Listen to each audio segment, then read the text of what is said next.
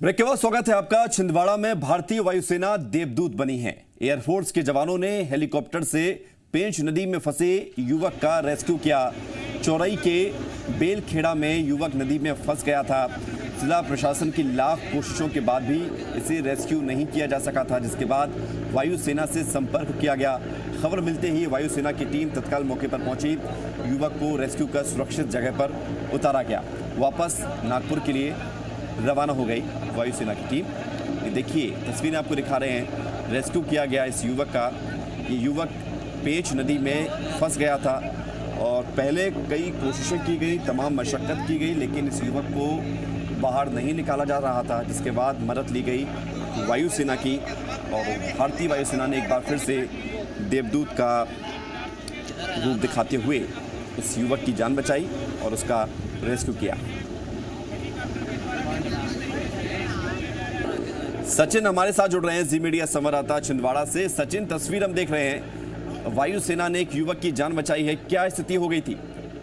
जी, मैं आपको बताना चाहूंगा, छिंदवाड़ा की घटना है ये, बेलखेड़ा गांव की। इसके मछली पकड़ने गए युवक 24 घंटे से फंसा हुआ था। वो टापू के पास टापू के ऊपर पेड़ है, उसके ऊपर चढ़ा हुआ था। कल से उसने अपनी जान जैसे तैसे बचाई।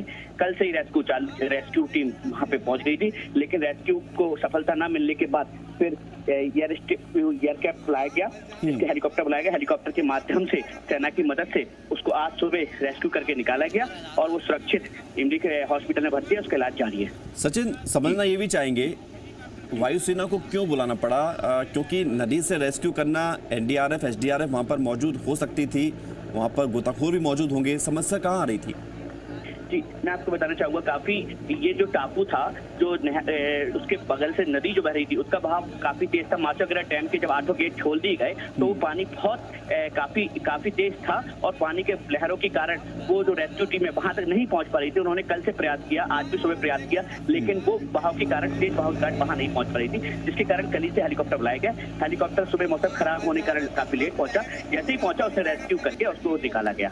लेकिन मैं आपको बताना चाहूंगा, कल से ही टीम लगी हुई थी, सुबह से एनआरएफ की टीम भी लगी हुई थी। काफी टीमों ने इस पर बहुत जोर की गोताखोरी की कोशिश करी, लेकिन नहीं पहुंच पा रहे थे वो, जिसके कारण हेलीकॉप्टर को। सचिन, ये युवक कौन था जो फंस गया था और क्या स्थिति में इसकी रही होगी? जी, मैं आपको बताना चाहूंगा, ये जो युवक है ये वहीं का रहने वाला है, ये उसी क्षेत्र का रहने वाला है। कल से ये फंसा हुआ था। ये रोज की तरह ये मछली पकड़ने जाता था। कलबिगा कहार है, ये वहाँ मछली पकड़ने काम करता है। ये कल उसके साथ काफी साथी थे, उन्होंने बहाव को देखते हुए वापस आ गए। ये फंस गया था, इसने अपना टापू पे ठिकाना बनाया और कुछ पेड़ पे टंगा।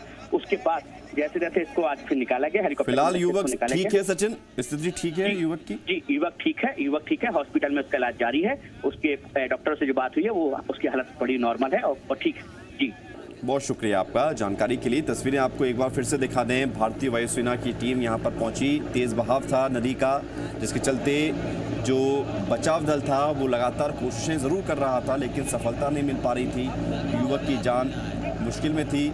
जैसे तैसे युवक ने पेड़ के सहारे एक टापू नुमा एक जगह पर अपनी जान को बचाया हुआ था, लेकिन मदद वहाँ तक नहीं पहुँच पा रही थी, जिसके बाद भारतीय वायुसेना से संपर्क किया गया और फिर भारतीय वायुसेना ने भी तत्पर अपनी भूमिका निभाते हुए इस युवक का रेस्क्यू किया है। फिलहाल युवक स्वस्थ है और छिंदवाड़ा का चौरई क्षेत्र में ये युवक फंस गया था, जिसे रेस्क्यू किया गया है।